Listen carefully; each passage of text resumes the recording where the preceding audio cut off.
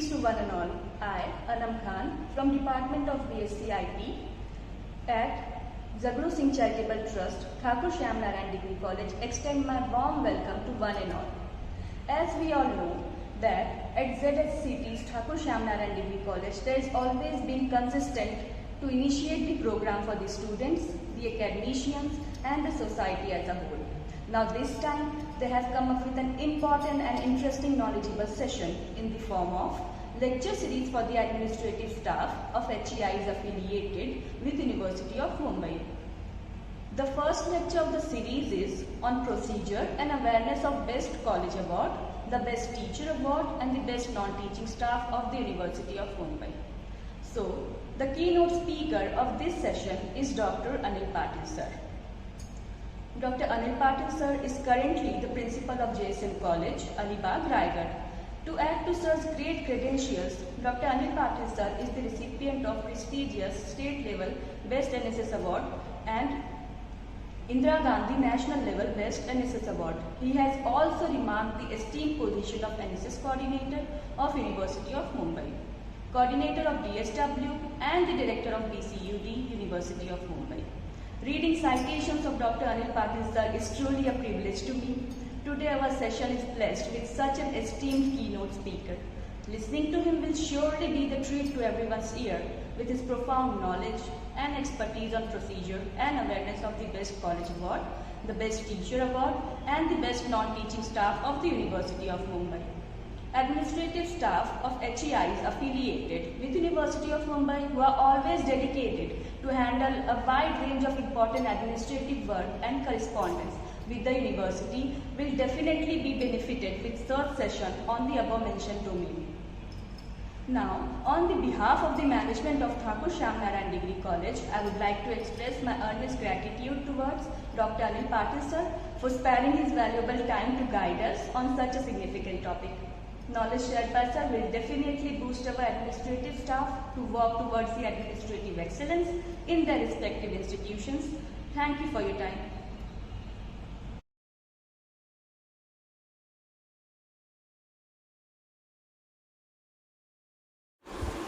Hello, I am Dr. Anil Patil. I am working as principal at JSM College, Alibag. Friends, we are all working in the field of education, the academic field.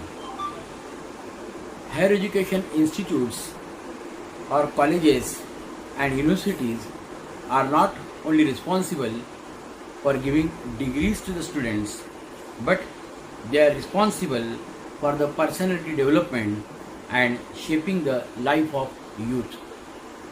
It is a process to develop the career of next generation. Therefore, colleges or higher education institutes are responsible for the future of our nation. Now we are in the process of implementation of new education policy. Every college is trying to put the efforts to be good, to be excellent with reference to their stakeholders, students, parents and society. Colleges are trying to achieve the excellence by adopting various management systems and maintaining high quality of teaching learning process and research work. Administrative support also plays a very important role in this development process. Excellence of college is judged by various ways and colleges are recognized for the same. Different authorities give the recognition to the colleges or higher education institutes. These organizations in our country are UGC, NAC, different universities. What are the different type of recognitions the colleges get from various higher education organizations? Very first, it is the affiliation to the university in the area they are. Secondly, it is a permanent affiliation given by the affiliating university. Then it is a recognition of 2F 12B by University Grants Commission, that is UGC. Then the colleges are accredited by the NAC. Some of the universities are giving also recognition by identifying the colleges, and they are giving Best College Award. State government also recognize some of the institutes as the best institutes in the state. Some of the colleges are trying to get autonomous status now, and that is also one of the recognition given by the UGC. There may be the ranking given by NIRF, and that is given by MHRD. So this is how the colleges are ranked by the various organizations in our country. Academic part 2 of the teaching, learning, examination and evaluation is looked after by the teachers of the particular institute, the faculty members. That is the academic process. But when a college is achieving any particular step of excellence, getting the award for the best performance, the role of supporting staff, that is non-teaching staff of the college, and their contribution is equally important. They are supposed to play an equal role along with the academic staff in giving an administrative support to all the college affairs. Basically, we will see who are these non-teaching staff. By definition, non-academic staff of any institute is called as non-teaching staff. Now, what are they really? They bring the college as an important repertoire of professional skills, possess a wealth of institutional knowledge, provide essential resources, work along with the faculty and administration in realizing and achieving the goals of the college. So this is how this non-teaching staff is supporting the every activity of the colleges or the higher education institutes. Now, what is the role of this non-teaching staff? This non-teaching staff is playing different type of roles when they are performing in the college, maybe in the college office or maybe in different sections of the college. These roles are identified as HR, the human relations, human resources. They may be playing the role as coordinator. They are coordinating with the different stakeholders, as well as they are coordinating with the different systems and different parts, different departments, sections of the college. They may be playing the role of admin manager, because they has to manage everything, and whatever the department or the section they are from they are first managing the whole working, the functioning of the department. They are PRO. They are maintaining the public relations. Very first, they are interacting with the students. They are interacting with the parents. They are interacting with the other people who are visiting the college. They are also the facilitator, because what are things happening in the college, what are the systems they are adopting in the college, they has to work as a facilitator. They has to facilitate the processes, and they are also working as the facilitator. Now, if you take a look to the structure of non-teaching staff at the college, depending upon the strength of the college, depending upon the staffing pattern of the college, there may be different type of posts of the college, of the non-teaching staff in the college. What are they? Number one, it may be the registrar, who is the head admin or who is the head of the non-teaching staff. It is office superintendent. Then it is head clerk, senior clerk, junior clerk, laboratory assistant, library clerk, laboratory attendant, library attendant, or peons. Everybody has its own functions and responsibilities in the college, in the area where they are working. So everybody is responsible with a particular job and a particular duty they are performing.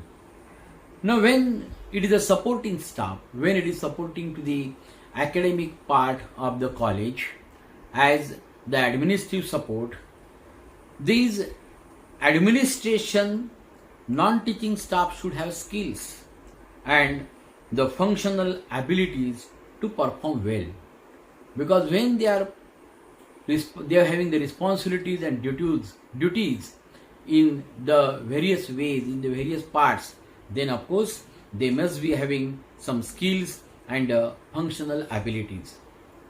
Very first, they must be having a competence, and this competency make them to work for the institutes. Now what is the competency? Competency is a set of demonstration of the characteristics and skills that enable and improve the efficiency of the performance of a job.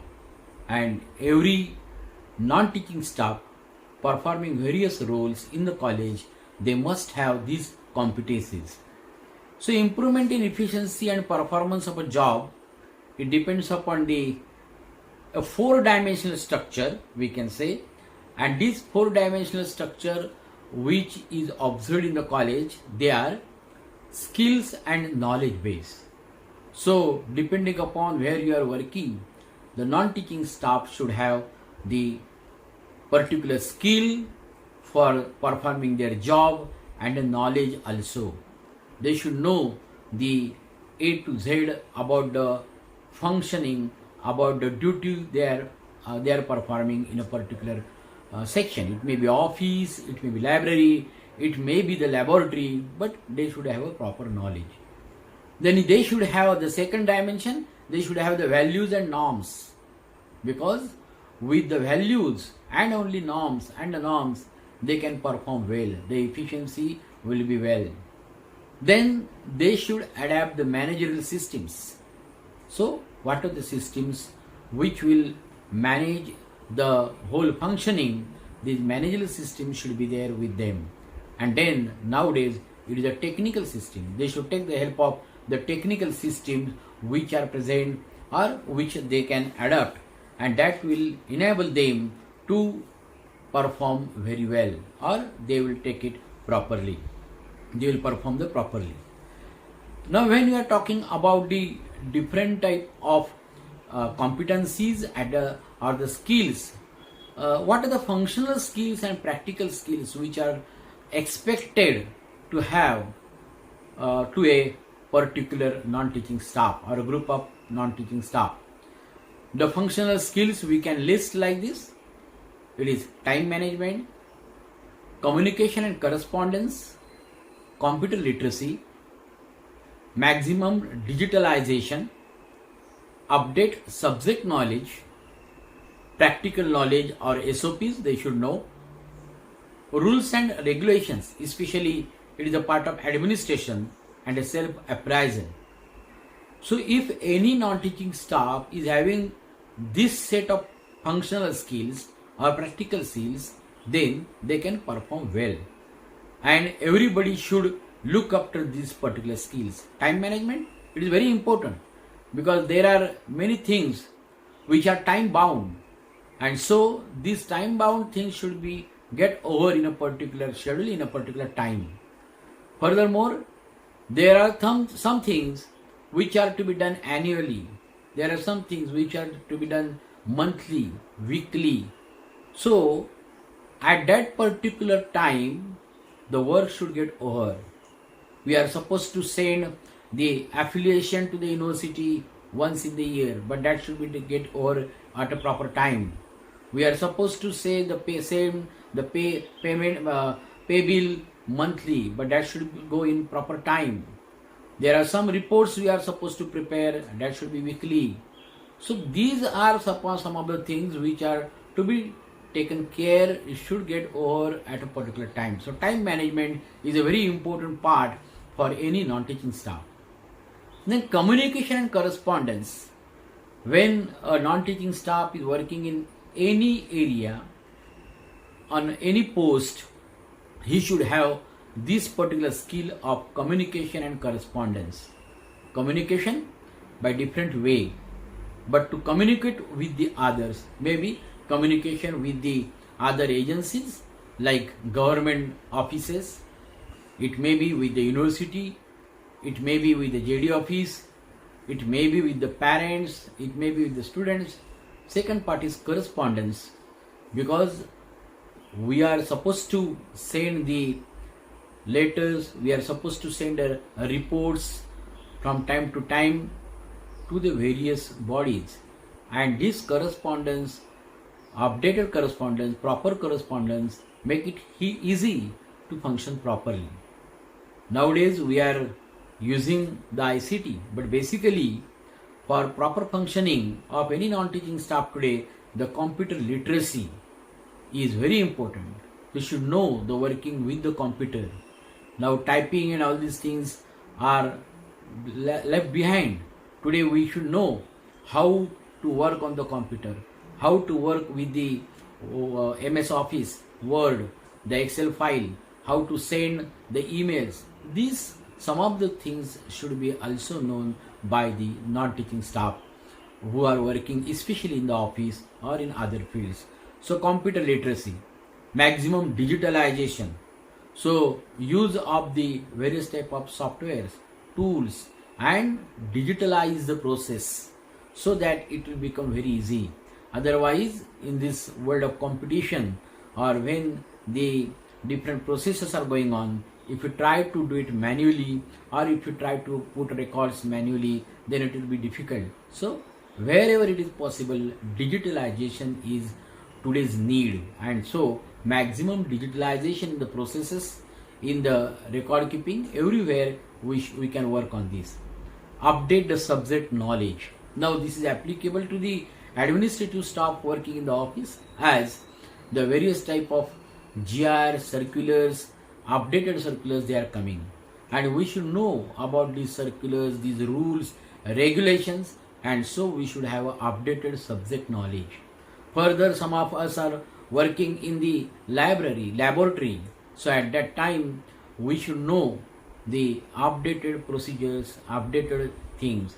Practical knowledge, SOP, there are some non-teaching staff working in the laboratory, lab assistants, especially lab attendant, they are supposed to give the support to the practicals. So they should know the preparation of the chemicals, different type of SOPs which are supposed to adapt in the practical at the time of practical. So they should update their knowledge from time to time. Rules and regulations, already I discussed it in the earlier point, but when you are doing the administration, people will always ask about the rules and regulations. Very simple, somebody will come and ask how many CL are there, what is the rule to take the DL, what is the rule to take the medical leave, etc., etc.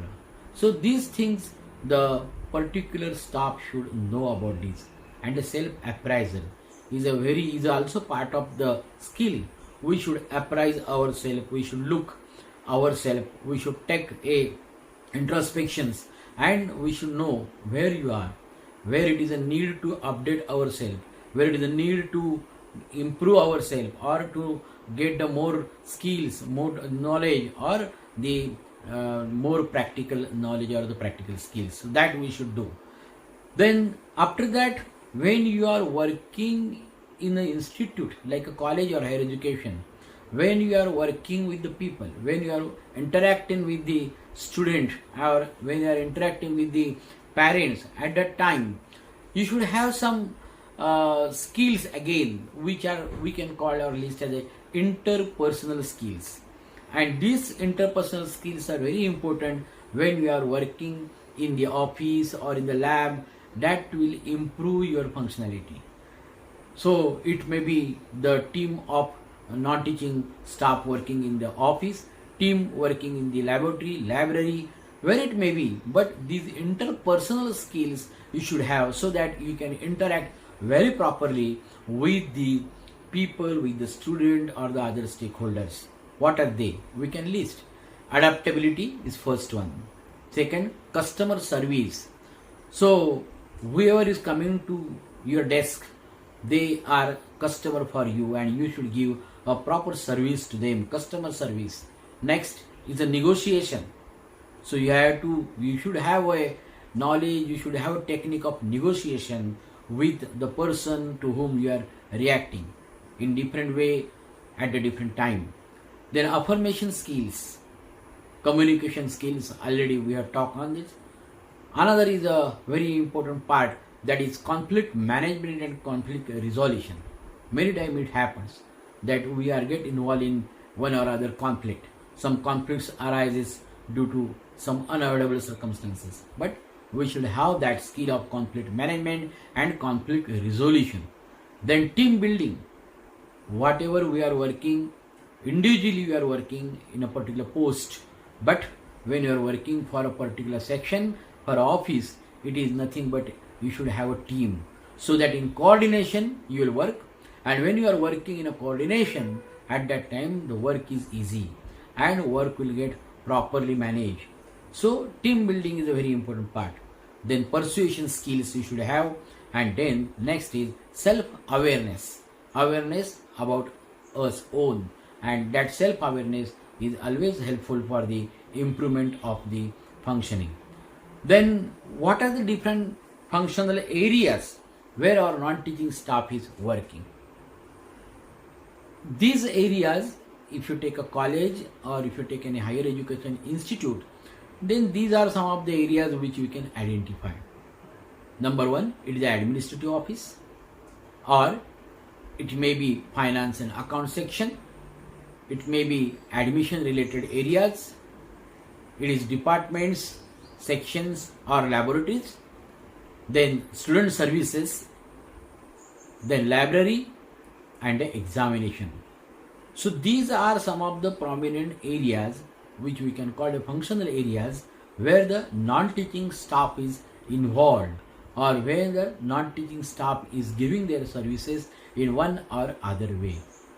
Then what are the routine duties of the non-teaching staff?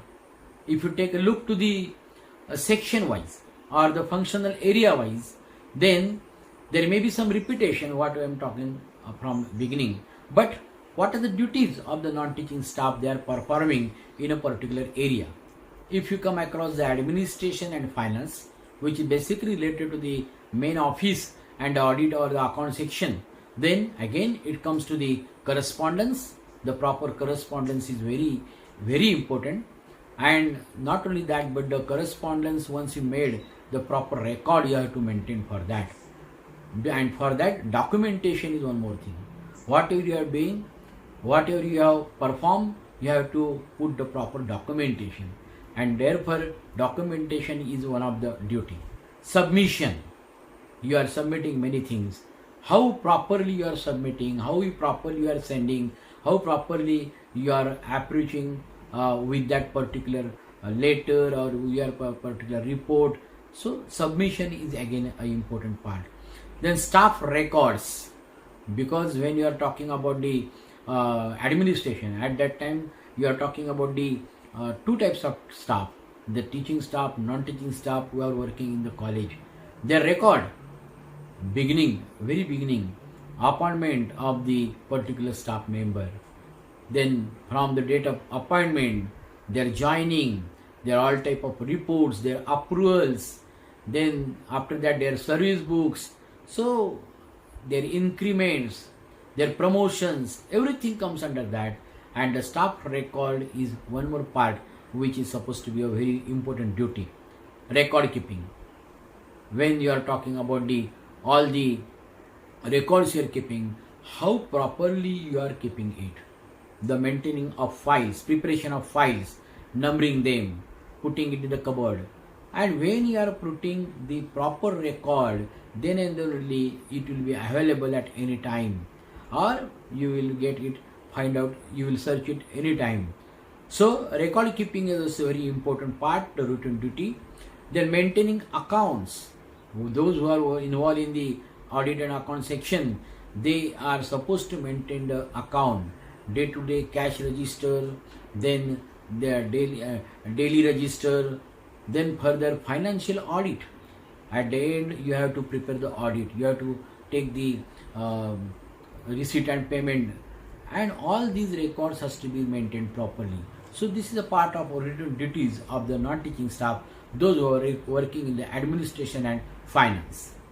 Then second functional area where the non-teaching staff is working and they are having duties, that is admission and student services. I put it together because right from the admission, date of admission, we are supposed to give the service to the students. Once they are admitted in the college, they will come for many things, and therefore what are the services we are giving there, and that's why it is admission and student services. What are they? They are monitoring of admission process. Now monitoring of admission process, maybe it is offline or online admission, but it include many things, to put the notice, to put the forms, admission forms, then it may be the link which is available for the online admission. So many things are there, and that should be properly, the students should be made properly aware, that should be made available properly. So monitoring of admission process, that comes there. If it is offline admission, then again you have to supposed to get the pre-admission form, then you have to prepare the merit list, you have to display the merit list, then according to the merit list you have to verify the forms, verify the documents, and then make it clear for the admission, then give the payment gateway, or if it is not, then accept the fees on the counter in the cash, etc., etc. So this is how it is related to the monitoring of admission process, where majority non-teaching staff is involved. Then if it is a fee collected, then issue of fee challan to the students, receiving of documents and other things which are supposed to be taken from the student as the supporting documents for their admission, or the education qualification, etc.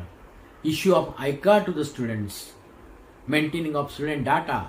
Once you issue the I-card, once the admission is over, you have to maintain the general register, you have to prepare the list of students class wise, you have to prepare the list of students category wise, you have to prepare the roll call. So all these things are covered under the maintaining student data. When it is admission, and especially when it is the first year admission, at that time you are looking after the eligibility. You have to take the forms for the eligibility to the university, or you have to check the eligibility. And this is also one more thing.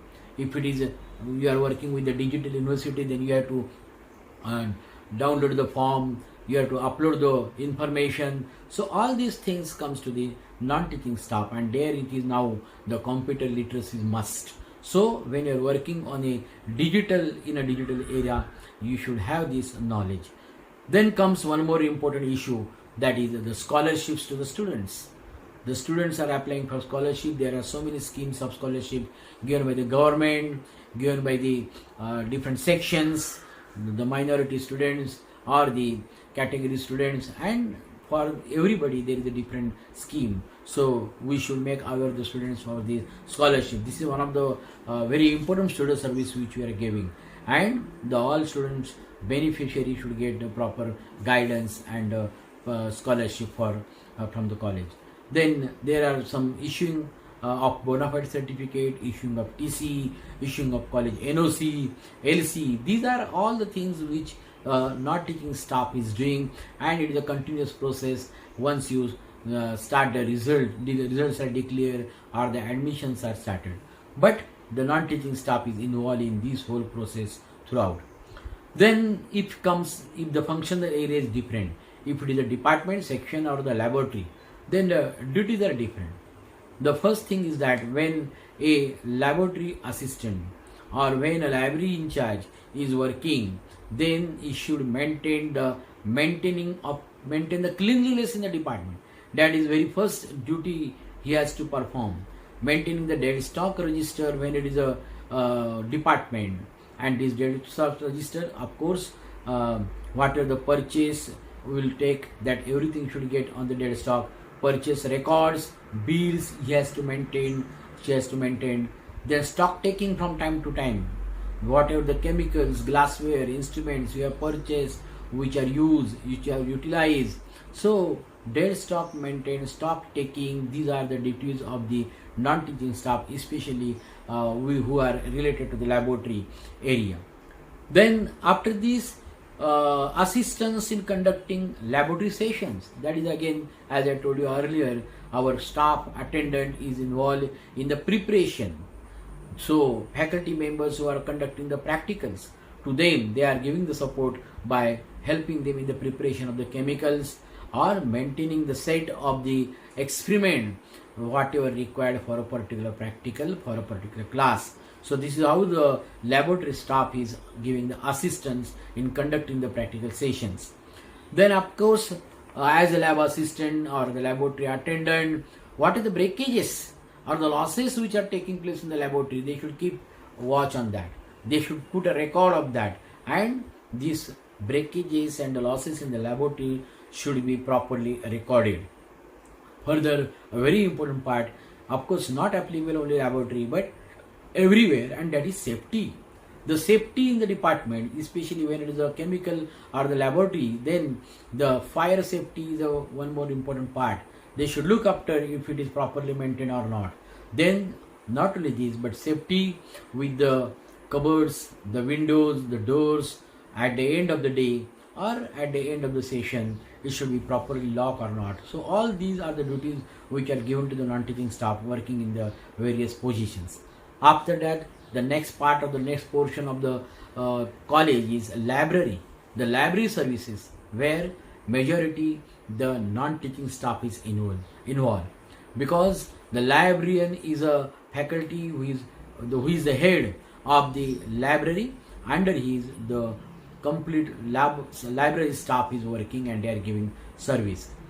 So they are again in interaction with the students, always in interaction with the teachers, and they are giving their service. So their service should be properly given, as issue of books and return of books should be looked after properly. It may be manually or it may be with the help of the computer system, but the issue of books and the returns and to keep the proper watch on that is the main function, or a very important function with reference to the books which are the asset or which are the property of library.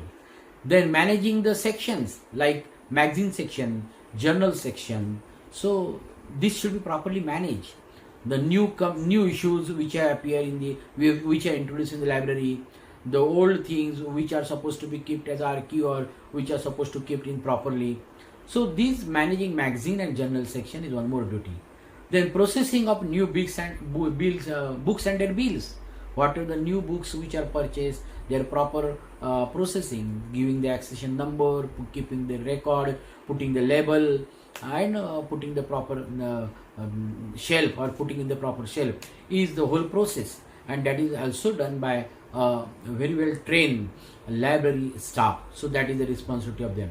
And further, bills, to pass the bills, of course the proper record on the bills, proper stamping of the bills is done. Then scanning of the books, articles, newspaper clippings.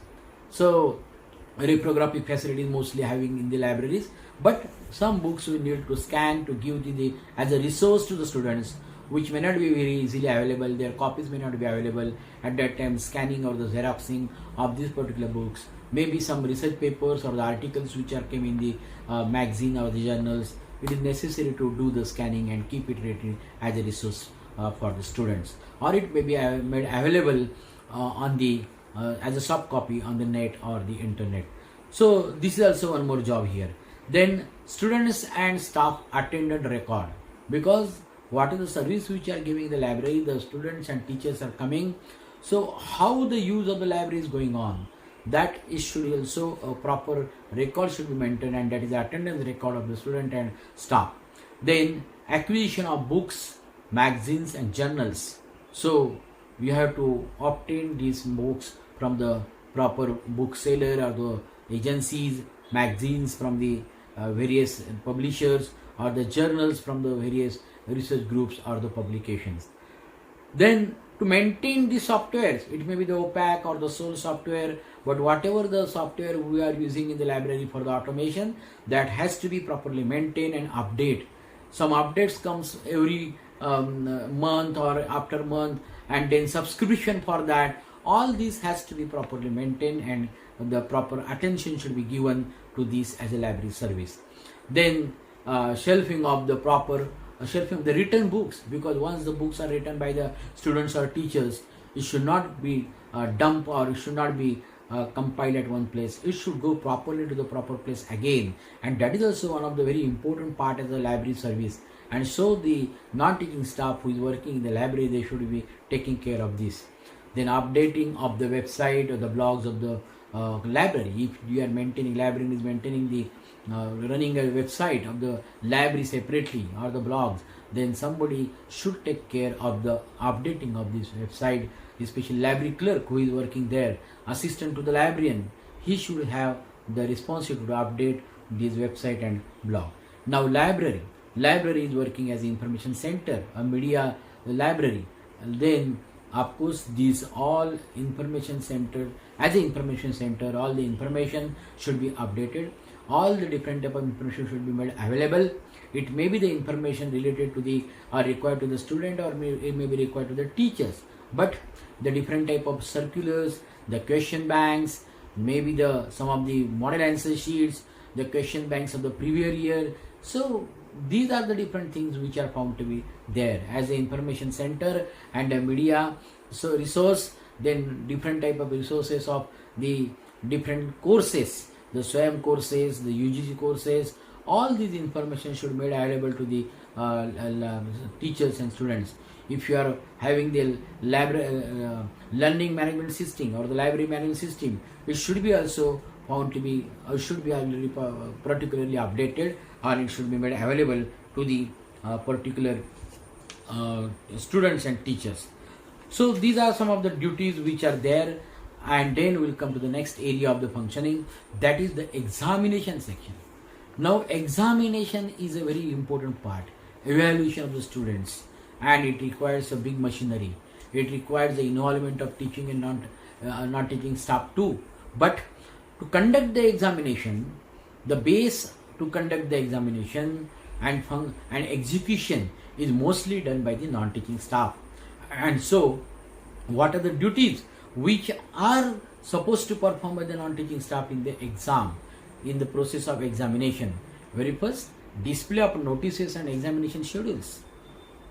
When the examination is declared, when the examinations forms are filled up, after that when the schedule is prepared, the proper notices to fill up the examination form, to payment of the examination fees, then the schedules, timetables which received from the university or prepared by the examination section, examination committee of the college, that should be properly displayed to the university, as well as displayed to the students, so that all students get proper information.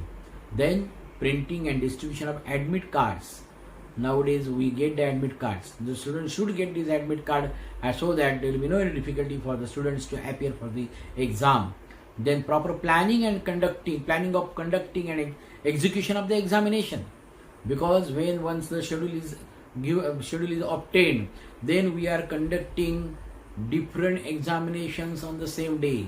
We are conducting the different examinations of different papers of subjects on the same day, maybe in the two sessions, morning session and the evening session.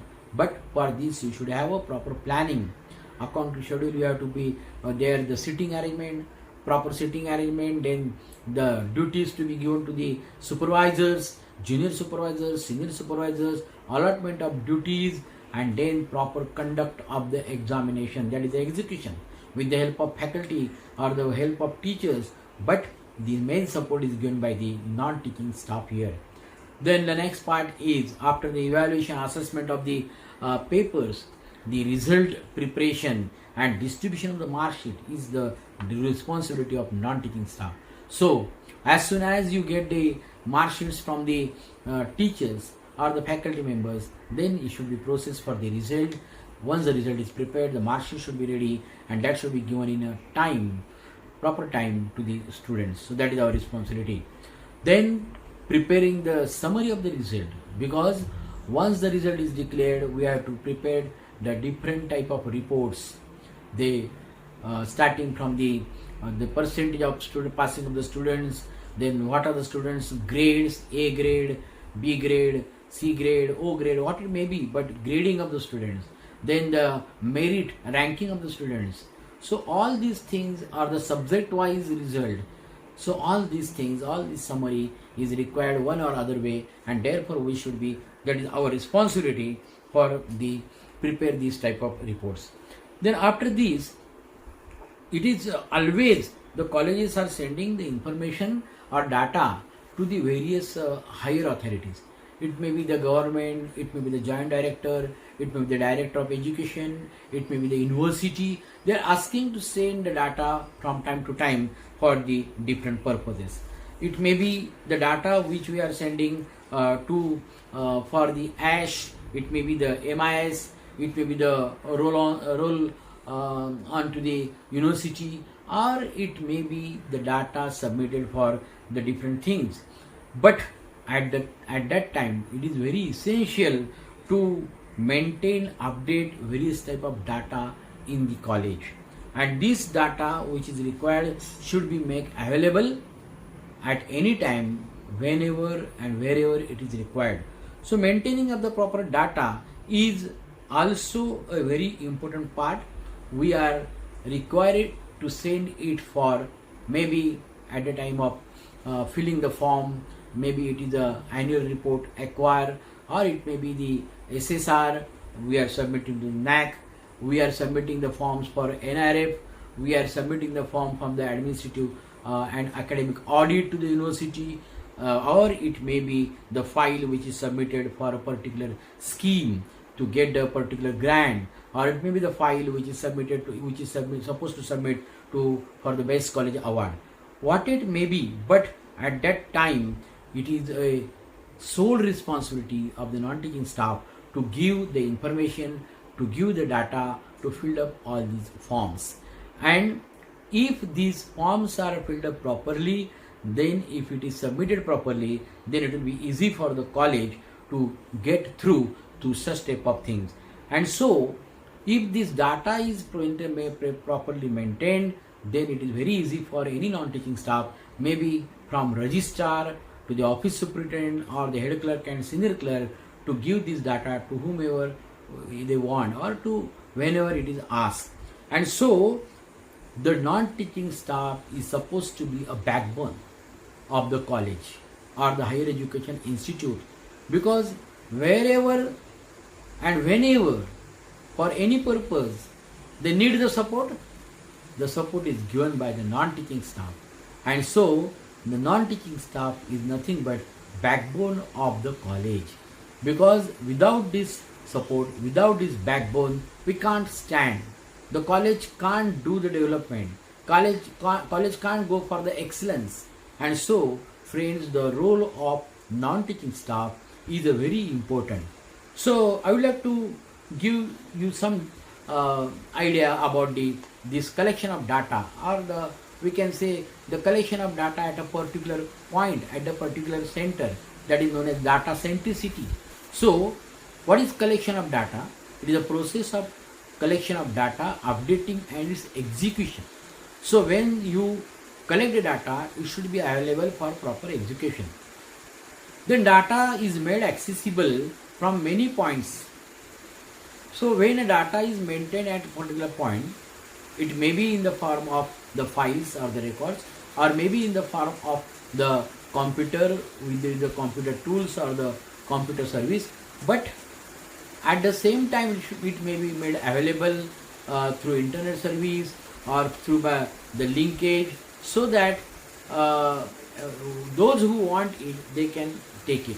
So it may be available on the website of the college, it may be available with a particular system, and the login ID password should be given to a particular person, maybe non-teaching staff, faculty members. So those who want it at that time, it may be made available for them.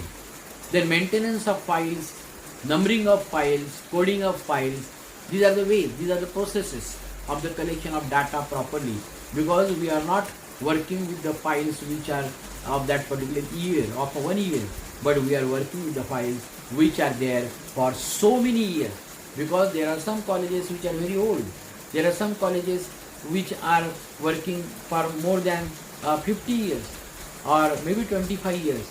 So in that case, this data or the quantity of data is very large, and so the proper maintenance of this data in the form of records, properly filing or compiling it in the cupboards, numbering of cupboards is a very important part. And now it is the use of ICT, it is use of software, it is the use of the management systems. These are the whole advanced ways for the collection of data, and if it is properly maintained, then that will be of course very easy for the college or for those whoever want it. So what are the different type of records of the colleges? Just I would like to give a hint how the data is very important and how the record should be maintained and properly given. If you talk about the government orders, or if you talk about the government papers, then order of establishment or permissions to start the college. When you are filling the form or when you are submitting information nowadays, the first part is that they are asking the copy of the order of establishment or permission to start the college given by the government. So it should be maintained properly, it should be made available wherever you want. Then grant in aid letter, suppose the college is granted, then grant in aid letter has come, and that may be in the process 25%, 50%, 75%, 100%, or it may happen that from the day of the inception it may be the 100% grant is given to the college. What it may be, but we want that order, we want that paper, and it should be properly maintained. Then approval for the various courses. When you are starting the courses, approval is given by the government, and that approval is very much required. Approval for the subjects. What are the subjects we have started in the college? They are having approval. Approval for the additional subjects. At a later stage, we have started in the beginning one subject, later on we added some more subjects, but for everything we are getting permission, and this permission order should be properly maintained. Then there are some correspondence or there are some orders, circulars, letters which are coming from the university, and the proper maintenance of this is very much important. What are they? They may be the approval of courses, they may be the approval for subject allocation, approval for division. Maybe the first division is there, later on we have introduced the second division, maybe third division, but whatever the division we have introduced for everything, we got the approval from the university, and all these letters should be properly maintained. Approval for the additional subjects. Government has given the permission to start a particular division or the subject, but there should be approval from the university, and these approvals should be properly maintained. Then first affiliation given by the university, permanent affiliation given by the university, the continuation of affiliation, extension of the affiliation. So these are all papers which are either received at the beginning, at the first, or it may be received annually, but it should be properly maintained, and whenever we want to show or when we want to introduce somewhere, then we should get it. So proper record. What type of other records we need usually when we are submitting the proposals, when we are submitting the information to other organizations? Trust registration. The trust for the college run by a particular trust, the registration of that trust, certificate of the registration, then that governing body of that particular society or the particular organization, rosters of the colleges. It is a very important part, because staffing pattern, the people who are employed who are working, they are promoted, or the recruitment, for everything we need the roster of the college, and it should be properly updated roster from time to time according to different changes, or the norms will get changed from time to time. Then section 2 and 12B letters which are given by the UGC. It is given by once, it is given once, but it should be properly maintained, it should be properly available. Then NAC accreditation letters, peer team report. So these are the different things or documents which are supposed to be properly maintained and properly made available in the college. Then there are some other reports also which are audit reports.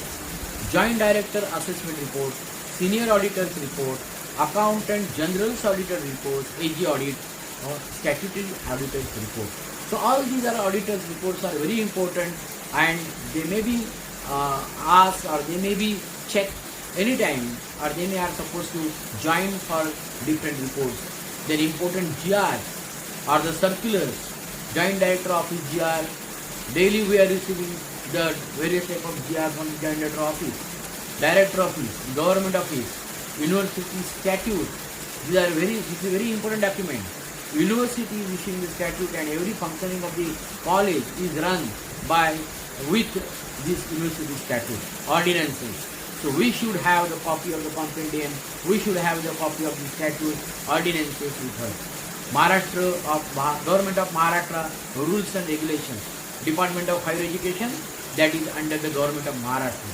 So we are running with the guidance, with the GR which are issued from the Government of Maharashtra. So whatever the rules and regulations given by the government to how the functioning of the college, day-to-day function of the college, so we should know and we should have a proper record.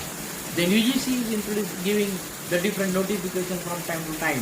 There are some amendments from time to time, but we should have the proper UGC notification circulars maintained at a particular place, so that it may be made available anytime, anywhere. So these are some of the reports, or these are some of the things which are should be recorded properly. Then we'll come to the use of ICT. As I told you earlier, the ICT nowadays is a very important tool, or the effective administration is possible with the help of ICT. That is computer system, software and tools, MIS, Management Information System, or ERP.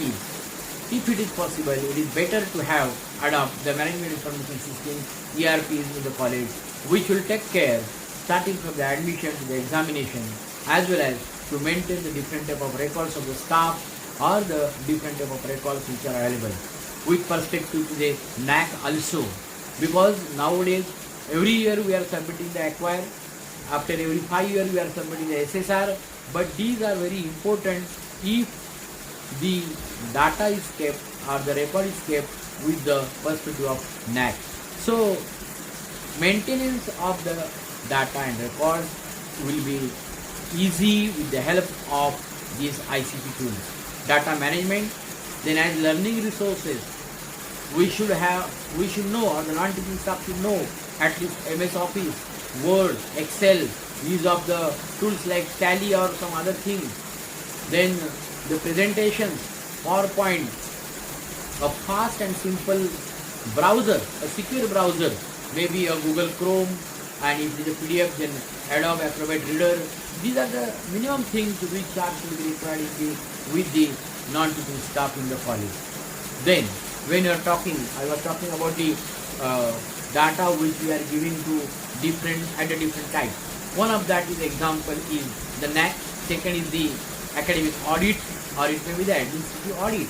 But at this time, we are supposed to give the data for a particular set of 2 years, or it may be the set of 5 years. So the compilation of data for 5 years is a very important part. So updating of data year after year and grouping them, putting them in a period of 5 years is a very important part.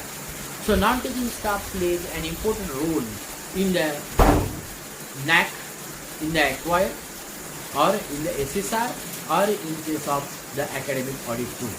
We know there are 7 criteria of the NAC, and non-teaching contributions in these 7 criteria are very specific. As the first part, if you take of the acquire, then in the A part, which are supposed to give the information in the extended profile of the college. Then we are supposed to give the statistical data about the students and employees here, and then we are supposed to give the information on the infrastructure and resources available in the college. I will take just a look to the I would like to give the information about the different criteria where we are going to put a specific role or specific contribution in giving the information to this particular SSR acquired. At 2.1.1, because 2.1 or the point number 2, criteria number 2 is related with the student enrollment. So 2.1.1 is the number of students where you are supposed to maintain the record of admission and the number of students properly. Then 2.1.2 is the category wise student number. 2.2.2 is the student teacher ratio. So here your data and your records with the students enrollment are very important. Then 2.4 is the teacher profile, and here in 2.4.1 you are supposed to give the information number of full-time teachers. Number 2.4.2 number of full-time teachers with PhD or with the higher qualification. Then number of 2.4.3 number of years of teachers experience. So in case of 2.4 you are supposed to have a proper data all about the teachers, their numbers, their qualification, their experience, everything, and that proper data should be given or should be maintained. Then 2.6 is the students progression, and here you are supposed to give result data, as I told you earlier, the summary and the result in different ways, the interpretation in different ways should be given in 2.6.3. Then criteria number 3 is the research, innovation and extension. So in 3.1, research mobilization for research, that is supposed to be known or recorded, because in 3.1.1 you are supposed to give the information of grants received from various funding agencies. So that should be properly recorded. Then 3.1.3, number of departments having research projects. So we should have a proper record. The registrar, the office superintendent should have a proper record. What are the departments which receive the grant, and the what type of grant, from where, the organization, whether it is UGC or whether it is GST, DBT, and the amount of grant, in what form. Then criteria 4 is related with the infrastructure and resources. So 4.1 concerned with the physical facility, and that's why 4.1.1 is the infrastructure information, physical facilities about the classroom, laboratories, halls, etc. So a non-teaching staff should know what is the number of classrooms, what is the number of laboratories, what are the dimensions, what are the facilities which are available over there, what are the other facilities, the boys room, the girls common room, etc. etc. 4.1.2 is related with these facilities, the facility for sports, facility for the cultural activities, gymnasium, etc. So a proper record of these things will be always there. A properly recording should be there. It should not happen that somebody asks and then somebody has gone for the for measuring the department or for taking the number over there. So this is about the criteria 4. Then continuation with the criteria 4, the infrastructure and learning resources, number of classrooms, seminar halls with ICT facility now. It is 4.1.3, the number of classrooms, seminars, halls with ICT facilities should be properly recorded and maintained. Then 4.1.4 is the point where you are supposed to give the expenditure for the augmentation of the infrastructure. So a proper account record should be maintained for the expenditure which is incurred on this particular thing. Then 4.2 is completely the infrastructure related information about the library. So basically it comes with the book. 4.2.3 is the expenditure on books, purchase of books, that is supposed to be given. Whether what was the budget or what is the amount which is spent, how many books has purchased, etc. etc. 4.3 is the point related with the IT infrastructure, and in that we should give the information in 4.3.1 about the Wi-Fi and internet services. How many points, how many resources are there to give the Wi-Fi and internet. 4.3.2 number of computers in the institute, and then academically available, administratively available. Then 4.4.4 maintenance of campus infrastructure. How the campus infrastructure is maintained. what is the amount which is spent on that, what is the budgetary provision made on that. So that comes under these. Then criteria 5 is related with the student support. And so in 5.1.1, number of students benefited by scholarship, details of scholarship should be given here. Here, scheme, what are the different type of schemes are available for the students? Scheme wise, how many beneficiaries were there? Scheme wise, what is the amount which is given to the students for scholarship? So every detail of the scholarship scheme should be given in 5.1.1, and it may be for the current academic year and earlier 4 academic years too. So a proper maintain of the record of scholarship is very essential here. Criteria 6 is concerned with the leadership and governance. So 6.2.3 is the e-governance in operation. How we are introduced the e-governance, where we are using the ICT, or where we are using the doing it with the net, internet services, where you introduce it in administration, finance, accounts, students admission, etc. So introduction of any system, MIS, for the admission, then that will be a paperless service. Online, everything is online. Even if it is a payment gateway is available, then that will be online. So here you are using the e-governance, or where and how you are using it, that is important. 6.4 is the financial management and resource management. Mobilization means how you get the funds, how you are mobilizing it, and how you are doing the expenditure of that. So 6.4.2 is a point to give the funds, grants received from non-government bodies. So in short, other than salary, what are the different grants we are received from the other bodies, that information we are supposed to give here.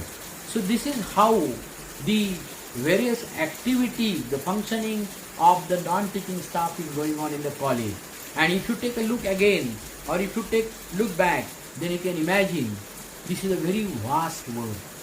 And this vast work is carried out by the non-teaching staff of the college.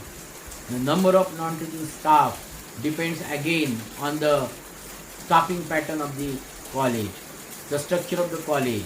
It may be grantable, non-grantable, but still this whole work, this whole responsibility has to be shouldered by the non-teaching staff working in the college, and therefore they are playing a very important role. So the contribution of the non-academic staff highly influences the functioning of the college or the development of the college. When a college moves toward the excellence, these excellency is supported by the contribution of non-teaching staff, and so their recognition is also given.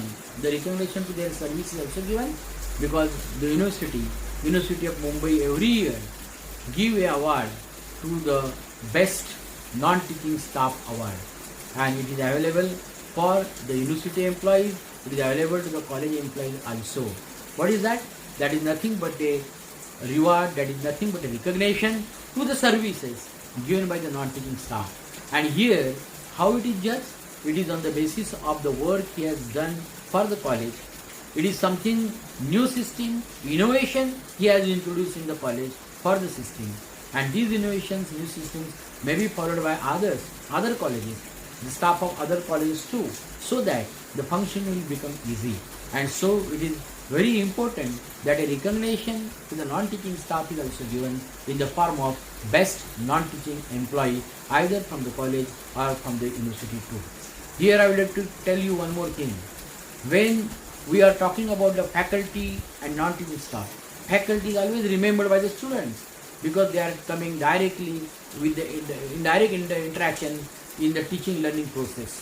The student remember the teachers, but even though the student remember the non-teaching staff too, they are having the influence on the students. When there is a function of send-off, or when we meet somewhere to the students do remember the non-teaching staff, because they found them very helpful in the operational area, maybe in the laboratory, library, in the office. because of their help only the students do well, or students do remember them, and their success is depend upon the critical support, operational support of this non-teaching staff. And so non-teaching staffs are also remembered by the students for long time. And these remarks which are given by the students is nothing again a recognition to the service of the non-teaching staff done in the college. So friends, the contributions of non-teaching staff are very important, but at the same time the non-teaching staff is having a responsibility to perform all these things, because friends, the excellence, the development of the college depends upon you. If you perform properly, then and then only the functioning of the college will be properly. As I said earlier, you are the backbone of the institute, and for that, whatever I have talked, whatever I have expected from you, the proper functioning, the proper skills you should obtain, proper competency you should have, so that you should not stop anywhere, you should not get obstacle, or you should not get stop at any point. So friends, all my non-teaching staffs who are working in the college and the university, I wish all the best, and try to work or try to function at your level best for the development of the institute or the college, and for the sake of our students and to our nation. Thank you very much. I thank for the organizers for giving me this opportunity to talk in this particular seminar. Thank you very much.